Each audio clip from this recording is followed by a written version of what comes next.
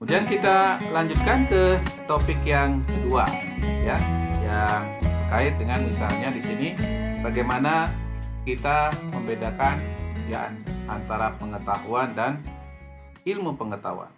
Kita akan bahas di sini ya. Jadi pertama kita pahami dulu apa yang disebut dengan pengetahuan. Ya. Nah, pengetahuan sebagai hasil naluri keinginan tahuan manusia itu pengetahuan.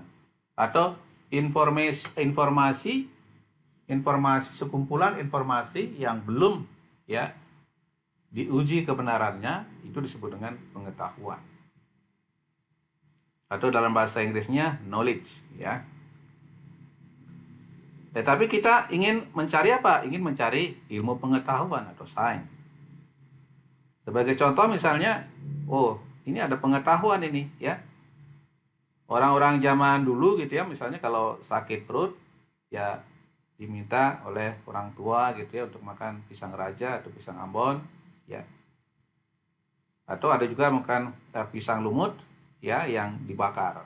Kenapa? Karena memang secara ilmiah ya belum terbukti pada saat itu kan. Itu baru pengetahuan ya. Belum diuji pada saat itu. Nah, saat ini barulah mulai diuji ya tentang kandungan kimia dari pisang. Itu sehingga bisa digunakan untuk ya sebagai mereduksi menyerap racun yang tinggi gitu ya. Nah, misalnya contoh di sini setelah diuji misalnya ternyata semua pisang mengandung pektin gitu ya dan kalium ya. Tapi pisang yang dianggap membantu mengatasi diare adalah pisang hijau atau pisang mentah, biasanya begitu ya. Nah, kemudian dari sinilah orang mulai berpikir ilmiah gitu ya. Orang ingin tahu gitu ya, apa sesungguhnya yang terkandung pada pisang Ambon atau pisang raja sehingga diare itu kok bisa sembuh. Kemudian contoh berikutnya misalnya kalau orang yang demam berdarah gitu ya, kenapa disuruh minum jus jambu biji misalnya gitu ya. Nah, ternyata misalnya di sini ada riset yang terkait dengan kandungan senyawa tanin yang ada di dalam jus jambu ya. Jadi misalnya tanaman jambu biji gitu ya, ya ternyata yang jambu biji yang merah Psidium guajava ini sebagai antioksidan. Ya, bagaimana sekarang coba kita lihat ya pengetahuan atau knowledge, kemudian science atau ilmu pengetahuan. Jadi tidak semua kumpulan pengetahuan yang ditemukan melalui naluri ingin tahu itu kita sebut dengan ilmu pengetahuan atau sains. Ya. Jadi karena intinya yang namanya sains itu adalah sudah teruji ya. Sehingga konsistensi kebenarannya itu sangat tinggi. Ya. Jadi supaya apa? Supaya sudah jelas terukur misalnya seperti tadi ya. Ternyata zat yang sama ya yang ada di dalam pisang raja maupun pisang Ambon gitu, ternyata ada kandungan tertentu yang menyebabkan bisa menghilangkan diare. Seperti tadi, kenapa pisang hijau? Ya, bagaimana dengan kandungan taninnya kan gitu ya. Nah, sedangkan kalau sains sudah teruji, kalau knowledge belum ya. Nah, ilmu pengetahuan ya atau sains. Jadi menurut Moore dalam Nasution tahun 99 itu didefinisikan ilmu pengetahuan sebagai usaha dari akal manusia yang teratur. Nah, tentu saja tak azas menuju penemuan keterangan tentang pengetahuan yang benar. Jadi ini Moore ini sudah mengatakan bahwa ini harus teruji ya melalui riset-riset atau observasi dan analisis yang teratur dan tentu saja taat azas ya. Oleh karena itu yang namanya pengetahuan ilmiah yang benar harus selalu ya diucapkan dalam bentuk pernyataan-pernyataan yang benar. Itu ilmu pengetahuan. Ya. Data atau fakta yang ditemukan secara tertentu adalah contoh mengenai pernyataan khusus pisang raja dapat menangkal diare misalnya, itu kan fakta gitu ya, tapi pada saat itu belum jadi ilmu pengetahuan karena belum teruji. Ya. Nah, kemudian juga ada misalnya pada saat Perang Dunia dulu gitu ya, ternyata tempe misalnya gitu ya, tempe juga bisa menyembuhkan diare. Ya, ternyata di dalam tempe terdapat bakteri sida yang dapat menyembuhkan diare. Jadi mungkin kandungannya kan berbeda dengan yang ada di dalam pisang raja tadi. Nah, itu pengetahuan yang dikonversi menjadi ilmu pengetahuan melalui percobaan-percobaan yang sistematis ya, yang menghasilkan hasil yang terstruktur. Jadi bisa dikatakan namanya ilmu pengetahuan ya, itu diperoleh manusia melalui akal dan daya nalarnya dan disusun ya secara bersistem dan sudah teruji. Itu yang disebut dengan ilmu pengetahuan. Tapi kalau ilmu ya, ilmu saja, ilmu tidak bersistem. Ini menurut Profesor Andi Hakim ya, didefinisikan yang tidak bersistem itu hanya Tuhan yang tahu. Ya. Misalnya orang tidak bisa prediksi panjang umur seseorang dengan akurat. Ya. Atau bisa misalnya setelah hidup ini kemana ya, tidak ada yang tahu juga kan. Makanya ada agama. Tapi belum ditemukan oleh ilmu pengetahuan, makanya disebut juga dengan ilmu. Jadi yang namanya ilmu pengetahuan ya, jadi yang di bawah ini bukan pengetahuan saja tapi jadi kalau pengetahuan adalah kumpulan informasi yang belum teruji secara ilmiah, itu knowledge ya. Tapi kalau sudah teruji, nah itu yang disebut dengan ilmu pengetahuan. Nah, contoh pengetahuan gitu ya. Ini beberapa contoh perbandingan antara knowledge dan science. Ya. Misalnya kita tahu yang namanya daun yang segar itu berwarna hijau. Ya. Daun yang sakit berwarna kuning, itu pengetahuan. Tapi kalau ilmu pengetahuan kita sudah tahu daun yang segar berwarna hijau kenapa? Karena mengandung klorofil. Ya. Daun yang kurang sehat berwarna kuning karena kandungan klorofilnya berkurang, sedangkan zat antosianinnya merahnya bertambah, sehingga begitu volume warna merah dan warna warna hijaunya sama besar, maka akan menghasilkan warna kuning. Begitulah kalau terjadi ya proses itu. Kenapa pada saat misalnya autumn, musim gugur di negara-negara temperate, kita bisa melihat pemandangan yang indah. Ya, bagaimana perubahan warna daun dari mulai hijau, kemudian berubah jadi kuning, kemudian jadi merah, kemudian jadi coklat hilang, sampai dengan gugur fall, ya. Nah, jadi begitu. Jadi perbedaannya demikian. Nah, dari segi yang lain bisa dikatakan bahwa yang namanya knowledge itu masih adalah final gitu ya, final goal. Tapi kalau namanya science itu selalu dinamis. Kalau namanya pengetahuan seperti tadi kita sudah tahu ya warna daun hijau gitu ya. Terus berhenti di sana. Tapi kenapa hijau? Kenapa bisa jadi kuning? Itulah proses dari ilmu pengetahuan yang selalu dinamis. Ya. Kemudian yang namanya sains itu adalah sekumpulan dari pengetahuan. Tapi pada saat kalau kita hanya knowledge ya nggak bertanya seperti itu. Oh, misalnya pada siang hari supaya segar kita berteduh di bawah pohon. Nah, yang menyebabkan kita segar. Nah, yang membuatkan kita segar itu apakah karena oksigen yang ada di situ, ya, atau karena memang suhunya ya yang lebih rendah.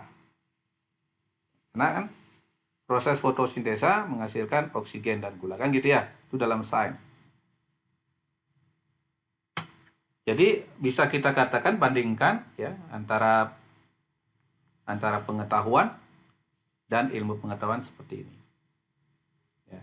Sekali lagi, kalau pengetahuan itu tujuannya adalah tertentu, ya, dan kemudian sedangkan statis sifatnya, sedangkan kalau ilmu pengetahuan itu adalah journey, proses. Pengetahuan itu kesimpulan sementara, nah, sedangkan kalau ilmu pengetahuan sudah metode. Pengetahuan itu berhenti di situ. Tapi kalau ilmu pengetahuan itu proses, ya. Jadi makanya kenapa ya selalu ada universitas, ada research institute. Ya karena namanya riset untuk mengembangkan ilmu pengetahuan itu selalu ya mobile, selalu bergerak, continue, ya. Kalau pengetahuan belum teruji, kalau ilmu pengetahuan sudah teruji.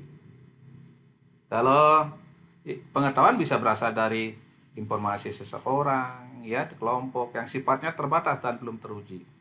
Tapi kalau yang namanya ilmu pengetahuan, informasinya sudah bersifat universal, gitu ya. Yang namanya proses fotosintesa pasti menghasilkan sesuatu, gitu ya, oksigen, ya. Itu sudah konstan. Contoh misalnya, ya, ini contoh di Bogor setiap sore selalu hujan, gitu ya. Oh iya, karena dinamakan kota hujan. Itu kan pengetahuan. Tapi kalau seorang saintifik, iya, karena Bogor ya ada dekat lautan, ya, di mana setiap daerah dekat dengan laut dan ada pegunungan akan terjadi penguapan, ada terjadi kondensasi, ya, proses penguapan kondensasi, ya, itu melalui pagi hari sampai siang hari, kemudian kondensasi terbentuk, ya, mulai dari sore hari akan turun sebagai hujan di daerah hulu terutama, ya. Nah, itu ilmu pengetahuan. Nah, itu yang terkait dengan pengetahuan dan sains. Nah, dari sini ya maka kita sebagai seorang masyarakat akademis itu punya tanggung jawab, ya, punya tanggung jawab sebagai seorang ilmuwan. Apa tanggung jawabnya? Kita bahas satu persatu. Ya. Saya review lagi, ilmu pengetahuan karena sudah terstruktur, gitu ya, dan sudah teruji kebenarannya, maka dia bisa digunakan untuk meramalkan kejadian-kejadian yang berikutnya, gitu ya. Maka seorang saintis ya punya tanggung jawab terhadap dirinya sendiri dan juga terhadap masyarakat dan sesama ilmuwan. Oleh karena itu, ya, Anda juga sebagai mahasiswa, calon-calon sarjana, gitu ya, atau siapa saja barangkali yang sudah mempunyai pengetahuan selevel sarjana, ya, kita harus menjaga agar semua pernyataan-pernyataan ilmiah yang dibuatnya itu benar. Jadi kalau ada pernyataan-pernyataan ilmuwan yang lain yang tidak benar, ya, Anda wajib memberikan argumentasinya. Tapi memberikan argumentasi itu juga harus secara saintifik. Ya. Karena yang namanya sebagai seorang ilmuwan tidak bisa menerima begitu saja pendapat atau pernyataan ilmuwan yang lain sebagai sesuatu yang benar. Anda harus melakukan pengujian, bisa melakukan review, ya, bisa melakukan riset. Nah, supaya tidak terjadi misalnya ini sebuah cerita yang sangat memprihatinkan, misalkan seorang ahli psikologi, gitu ya, dari Inggris namanya Cyril Booth, gitu, yang menyatakan bahwa ternyata tingkat intelijensi, gitu ya, adalah sesuatu sifat yang turun menurun, ya. Nah, itu yang diterima oleh kalangan ilmuwan psikologi internasional karena namanya sudah tenar, gitu ya. Ternyata hasil risetnya dia telah memasukkan bahan-bahan bukti yang penting, ya, Ini terungkap tahun 76 misalnya, setelah 5 tahun dari Sirbut ini meninggal. Nah, dia dituduh memasukkan bahan bukti untuk mendukung teori dari Shockley gitu ya namanya, bahwa orang kulit hitam itu mempunyai intelijensia yang lebih rendah. Nah, ini berarti sini tidak ada kejujuran akademis, ya. Nah, tapi sebagai seorang ilmuwan tidak bisa demikian. Jadi warna kulit itu atau tipe rambut itu tidak ada kaitannya dengan diskriminasi intelijensia. Putaran. Demikian juga ada cerita lain, ya, pada zamannya di Rusia ini, pada zamannya Stalin di situ, teori Mendel tidak boleh dipelajari di Rusia karena Mendel seorang rohaniawan. Dan mungkin waktu itu, ya, rohaniawan itu tidak diperkenankan di Rusia, ya. Nah, oleh karena itu, ya, maka teori pemulihan ilmu pemulihan tanaman di Rusia itu mengalami kemunduran karena tidak boleh belajar ilmu tentang genetika.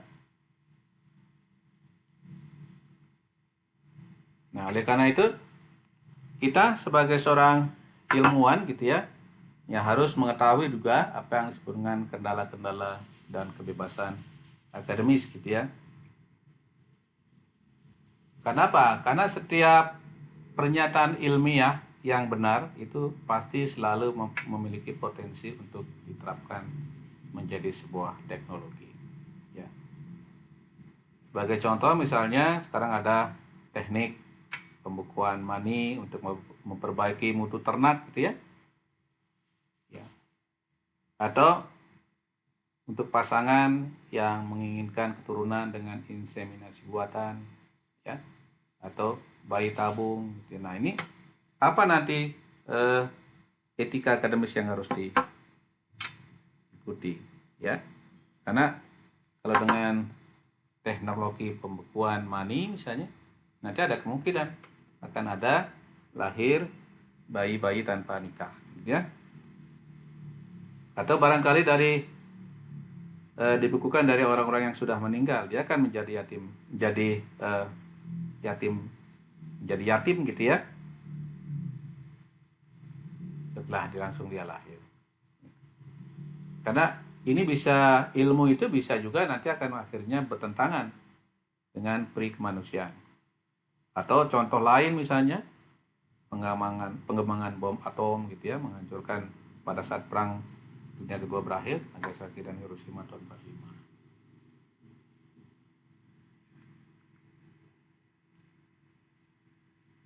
Jadi oleh karena itu maka perlu juga yang namanya memahami bagaimana etika sebagai seorang ilmuwan. Seperti diskursnya Socrates gitu ya, dia mengatakan saya tidak akan dapat mengerjakan pekerjaan atau proyek-proyek yang berguna bagi sebagian orang tapi membahayakan bagi orang lain. Jadi etika sebagai human, sebagai makhluk Tuhan, itu disampaikan oleh Descartes.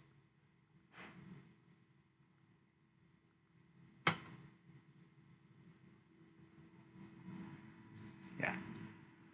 Nah, ya, oleh karena itu gitu ya, kita lanjutkan lagi di sini. Oleh karena itu maka dibutuhkanlah etika kita sebagai ilmuwan, gitu ya. Kita harus mempunyai kode etik. Nah, ini harus dikaitkan dengan sistem keyakinan, gitu ya. Karena apa? Karena ilmu pengetahuan hanya sebagian kecil saja dari ilmu yang sesungguhnya dikuasai oleh alam semesta ini. Kita hanya memahami sebagian kecil saja. Jadi ilmu pengetahuan yang akan diterapkan sebagai teknologi akan timbul kepentingan, golongan, ideologi, keagamaan, dan keamanan nasional, ya, atau dunia begitu ya. Oleh karena itu kita perlu etika, ya. Karena tadi seperti yang saya sebutkan sebelumnya, kadang-kadang teknologi bisa bertentangan dengan kemanusiaan seperti bom atom tadi, ya. Nah, sebagai pedoman umum, nah ini juga termasuk Anda sebagai calon sarjana gitu ya. Yang pertama, namanya seorang ilmuwan itu, karena Anda sudah termasuk masyarakat akademis, ya. Yang pertama Anda harus bekerja jujur. Jadi harus benar-benar jujur supaya nilai mutu yang Anda peroleh, ya itulah kapabilitas Anda gitu. Bukan berarti yang dapat nilai statistika C, ya, itu lebih tidak berguna bagi orang yang punya statistika A, dan itu kan. Ya, kebetulan kapabilitas, ya, komputasinya memang di situ ada titik lemah, di situ ada titik keunggulannya gitu. Maka di sini kita harus bekerja dengan jujur. Kemudian yang kedua, ya, namanya riset. Nah, apalagi riset seperti yang contoh tadi, Silverwood tadi. Maka kita tidak boleh mengakali data. Misalnya supaya sesuai dengan hipotesis, ya Anda akali aja datanya, ya, supaya datanya bagus hasilnya. Kalau Anda bekerja seperti itu, pasti ketahuan, ya. Dan dosen-dosen Anda ya adalah dosen-dosen yang punya pengalaman dan insting yang kuat. Saya kira akan tahu persis mana data yang alami gitu ya, atau data yang memang data hasil akal-akalan gitu ya. Kemudian Anda harus selalu bertindak cepat, teliti dan cermat. Sebagai seorang ilmuwan harus begitu. Teliti ya, cermat dan tepat. Keempat, ya harus adil terhadap pendapat orang terlebih dahulu. Maka kalau ada orang yang sudah melakukan riset sebelumnya, Anda harus merefer kepada itu, walaupun misalnya yang riset itu adalah misalnya kompetitor Anda, ya bisa terjadi itu, tapi Anda harus adil terhadap pendapat orang terlebih dahulu. Makanya itulah pentingnya melakukan seminar. Kalau kita sudah publikasi seminar, oh iya ini sudah pernah disampaikan oleh si A, si B, si C, oh berarti dia sedang melakukan itu. Dan kenapa juga penting sekali kalau sudah ada publikasi kan, Anda seorang lain akan merefer kepada Anda itu. Kemudian jauhilah pandangan berbias terhadap data atau ya pemikiran ilmuwan lain. Begitu teman Anda membuat atau rival Anda atau kompetitor Anda katakanlah buat pernyataan tentang sesuatu kajian misalnya, Anda nggak boleh langsung berpandangan berbias, ya harus a priori misalnya, tidak boleh.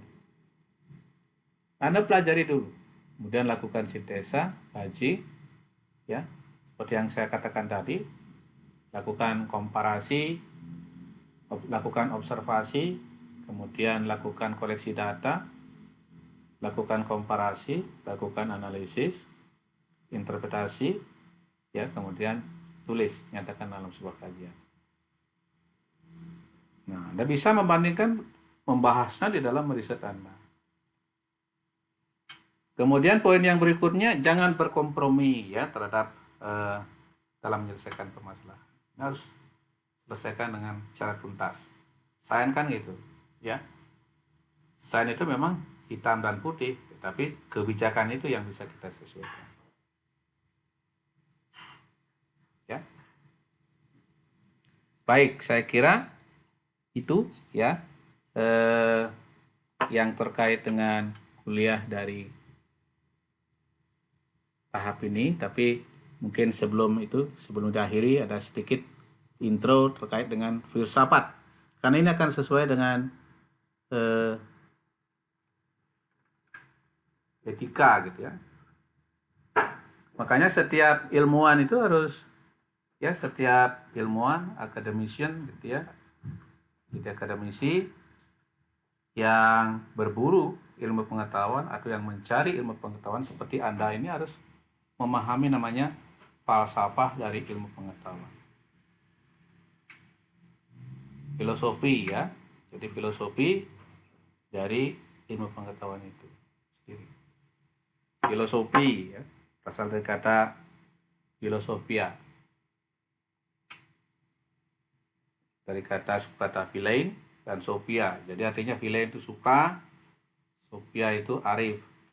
Jadi sesungguhnya ilmu pengetahuan itu harus ya dilakukan secara arif dan bijaksana. Jadi orang ya yang belajar ilmu pengetahuan ya semuanya adalah orang-orang yang harusnya suka dengan kearifan. Kenapa? Karena filsafat ya menurut Immanuel Kant ini adalah dasar dari semua pengetahuan. Untuk mempersoalkan cara-cara kita untuk bagaimana kita mengetahui, bagaimana kita mengembangkan pemikiran yang mencakup mana saja yang kita boleh ketahui gitu ya. Bagaimana perilaku manusia terhadap apa saja yang dapat dimanfaatkan dari ilmu pengetahuan yang diketahui itu. Jadi masih ada rambu-rambu gitu ya. Seperti tadi, misalnya bagaimana pembukaan mani, tapi tidak boleh misalnya digunakan untuk manusia. Khusus misalnya untuk ternak ya. Nah, jadi namanya sikap dari seorang ilmuwan ya supaya mempunyai ya, wawasan yang luas gitu ya. Nah, sikap seorang ilmuwan ini dia harus mencakup mengetahui ya 4 faktor ini. Yang pertama terkait dengan etika. Jadi dia harus paham tentang etika seorang ilmuwan. Kemudian tahu namanya paham tentang epistemologi. Paham tentang ilmu antropologi dan paham tentang agama, mana yang boleh, mana yang tidak boleh, ya. Jadi itu yang harus diketahui. Jadi namanya epistemologi itu manusia harus paham bagaimana harus maklum gitu ya. Harus maklum dengan karakter kita sebagai manusia. Jadi kita harus maklum, kita sebagai manusia ya, kita belum diberikan kemampuan pada saat zaman ini bagaimana misalnya mengetahui kemana sih jiwa kita setelah kita tiada di dunia ini. Kita harus maklum namanya epistemologi. Yang kedua gitu ya, kita harus tahu etika. Mana saja misalnya perilaku yang bisa diterima oleh masyarakat di lingkungan kita. Ya. Misalnya etika sebagai seorang ilmuwan, seperti yang saya sampaikan tadi. Kalau mengutip sesuatu ya harus disebutkan, kalau tidak disebutkan sumbernya.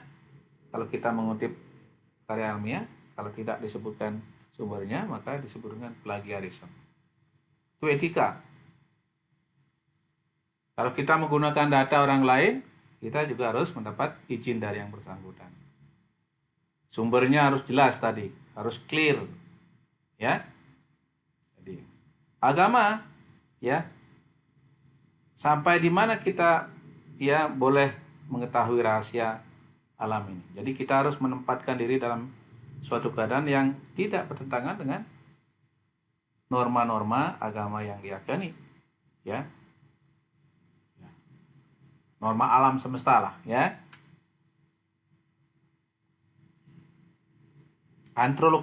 Antropologi gitu ya. Jadi kita harus mengetahui bahwa sebagai seorang ilmuwan kita harus menempatkan manusia sebagai sasaran keinginan manusia itu sendiri. Itu harus tahu ya ilmu antropologi. Bagaimana kita misalnya antropologi perilaku dari suku-suku yang ada di Jawa ya. Hubungan antara manusianya di Jawa, di Bali, Sumatera harus kita tahu. Ya. Supaya kita harus memahami bagaimana proses riset itu jika dilakukan di tempat-tempat yang berkaitan dengan manusia ini. Ya. Jadi apa saja yang boleh kita riset yang terkait dengan manusia, apa saja yang tidak boleh, ya. Itu yang harus dipelajari, dipahami. Ya. Dan jadi ilmu pengetahuan ini harus direnungkan. Apa yang boleh, apa yang tidak boleh dibuat dengan ilmu pengetahuan. Ya. Jadi sasaran dari ilmu pengetahuan kita mengadakan penggolongan ya atas dasar asas yang kita lihat. Ya, saya kira itu. Jadi kita paham metode penelitian, kita paham tentang filsafat ilmu pengetahuan, kita paham tentang tanggung jawab, kita paham tentang etika sebagai seorang ilmuwan, sebagai seorang ilmuwan gitu ya. Nah, mudah-mudahan apa yang saya sampaikan Anda bisa pahami ya. Mudah-mudahan Anda sehat selalu ya. Saya kira sampai di sini.